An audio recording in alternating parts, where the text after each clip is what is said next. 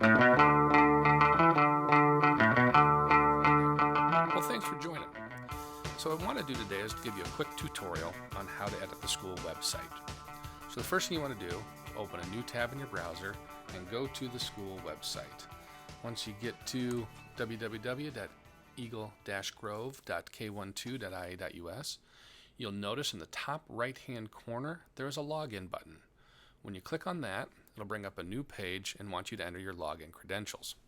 So your login's a little different. It is your first dot last name, and then you use the same password you do to log into your computer, to log into your Gmail, kind of the same password for everything. So once you're logged in, you'll see you're just back to the page. But there's a difference. There's a new menu bar that pops up on the top. Now you will only have the ability to edit pages you have permission on. So let's say I'm going to go to the high school and the guidance page. If I want to make edits to this, from this page, what I want to do is go up to Page Properties and say Checkout and edit the page. Once that happens, you'll notice it pops up a new window, and it's going to act a lot like a word processor. You have tools up here that are going to allow you to make changes down here. Some things are in tables, which are like spreadsheets where you have cells and columns and rows. But if once I get in here, you can edit this information by highlighting it, typing in new text. If I want to switch the text into a different font, so much like a word processor, notice that I have the ability to say it's larger or smaller, it is this particular font, what size I'm going to use, and the pixels that it is.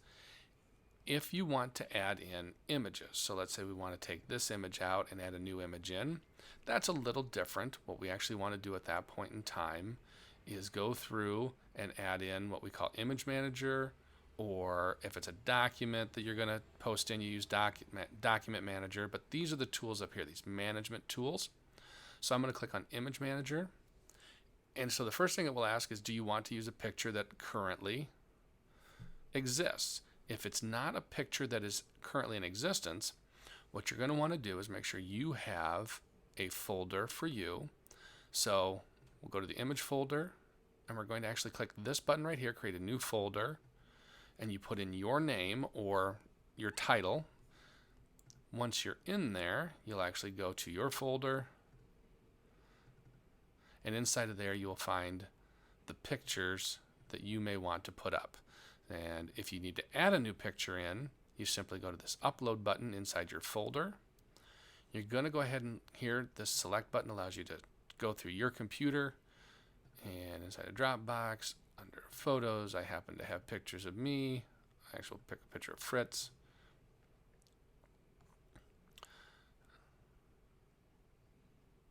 Okay, that's too large a file. We'll go to a different one. There's a picture of me, smaller, and up it goes. Once I've got that picture in, we're going to remove the Fritz. I'll say upload, and now notice that new picture exists that I can place in there, and I can insert it. I apologize, it does want you to put in the alt text, and this is for screen readers. So I put my name in, or whatever words you want to have in there, and there we go. Now my picture goes in place. Now what you can do with this picture is I can quickly adjust the size by scrolling, grabbing the corner of it and zipping it down a little bit. That may not be exactly how we want it, but good enough.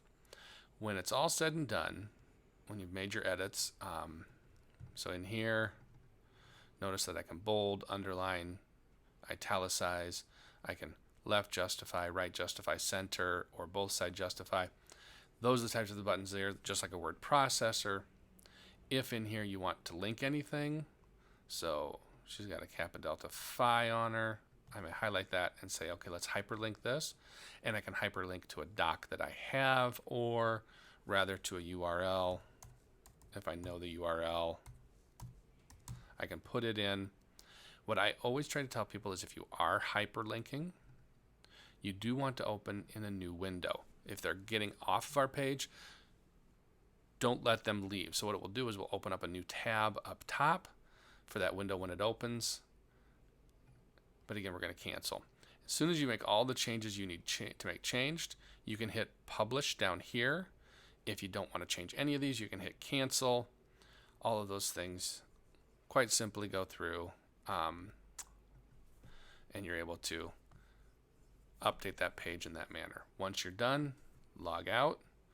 You click on our logo right here, and it takes you back to the home page.